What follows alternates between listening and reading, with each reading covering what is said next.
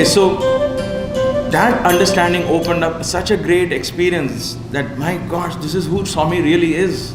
Not that form, not somebody working hard day and night, not somebody building a mission, but this is truly him.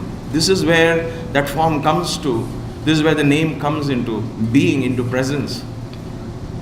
It's almost as if that name and form has crystallized itself because of this churning of the ocean.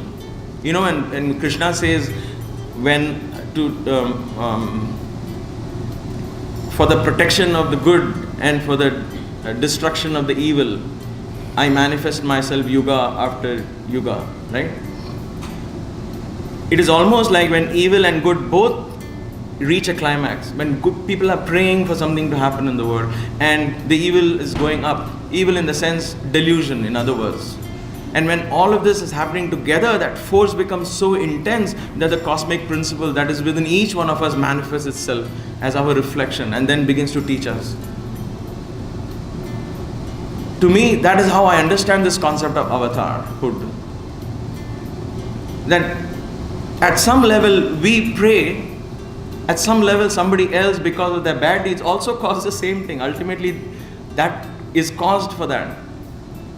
Because the good people prayed and there were others who needed to be corrected, it just happened.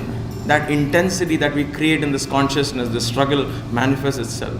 And then the moment it manifests itself, the world begins to evolve. The universe, the consciousness of man itself begins to evolve. That is why I said earlier in this day, and I stand by it, and I want you to go back and study what happened in the last 80, 90 years, from 1925 onwards. When Sai came, Shirdi Baba, he said, sowed the seeds. He served. He cooked the food. So that part of Satya Sai presence in the world really helped the consciousness of man to go up. Like I said, human rights, everything came into fusion there, right? So that awareness, that beauty between Shirdi Sai and Satya Sai avatarhood, that happened and fell in place beautifully. It's almost like this is an occurrence in the cosmos caused by all of us, because the divine principle within us is reflecting outside and beginning to teach us. It's a game of consciousness, if you will, a play of consciousness, if you will. And so that energy and that light became so intense, that experience, that it left me for days in a trance-like situation. When I say trance, I was not walking and talking like a zombie, but it just left me so occupied with that. Wow, what was that? What was that first experience of this formless aspect of God? And unknowing to me, I began to form words of that experience. What was that light experience?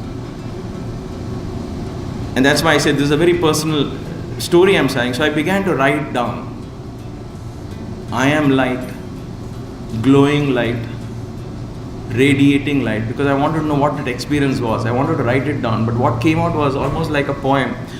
I am light, glowing light, radiating light, intensified light.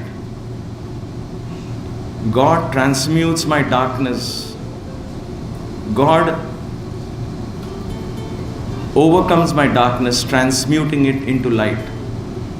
Flowing through me is a crystal river of light that cannot be qualified by human thoughts and feelings.